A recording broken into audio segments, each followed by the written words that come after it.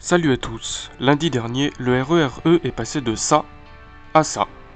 Oui, un petit nouveau s'est glissé sous les voûtes bétonnées des stations d'Éole. Le RER nouvelle génération. Générique.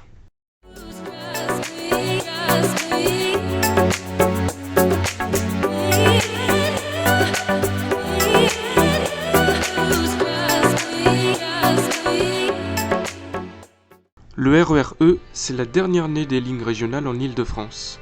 Ouverte en 1999, elle est aujourd'hui longue de 56 km et possède 22 gares, ce qui fait d'elle la plus courte ligne de RER parisienne. Sa particularité est d'ailleurs d'être la seule à ne pas traverser Paris, chose qui devrait changer à l'avenir. Mais avant la ligne, c'est bien les rames qui doivent changer. Les rames qui équipent jusque-là la ligne E sont les Z22500, ou MI2N, pour métro interconnexion de niveau. Ces rames ont été commandées par la SNCF et la RATP pour le RER A et le E. Les rames de la E n'ont cependant jamais circulé sur le réseau de la RATP. Avec le temps, le nombre de voyageurs sur la ligne a augmenté et les rames ont pour ainsi dire un peu mal vieilli.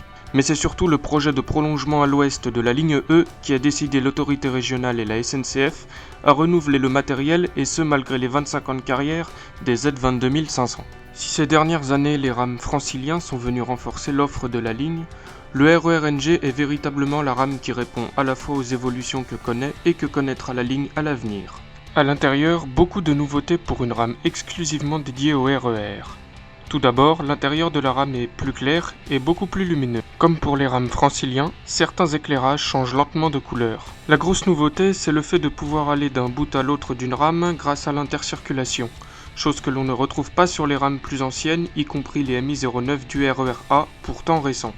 C'est aussi une plus grande place pour la circulation des voyageurs dans les voitures, en particulier à l'avant et à l'arrière, mais aussi entre chaque voiture à deux niveaux.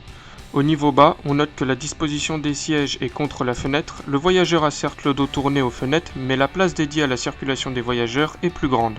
On retrouve l'affichage dynamique donnant les informations sur le trajet du train, notamment la destination, les gares desservies et le temps de trajet. On retrouve des ports USB pour charger les portables, chose qui se généralise sur toutes les nouvelles rames ou rames rénovées.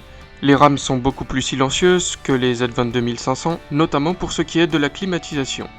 Voilà, c'est la fin de cette première partie de la vidéo. Oui, car il y en aura d'autres en fonction des évolutions qui vont arriver très prochainement sur le RER-E, notamment le prolongement de la ligne, à La Défense, puis à Mantes, avec des nouvelles stations, un nouveau système de signalisation et bien d'autres choses. Alors à bientôt sur les rails.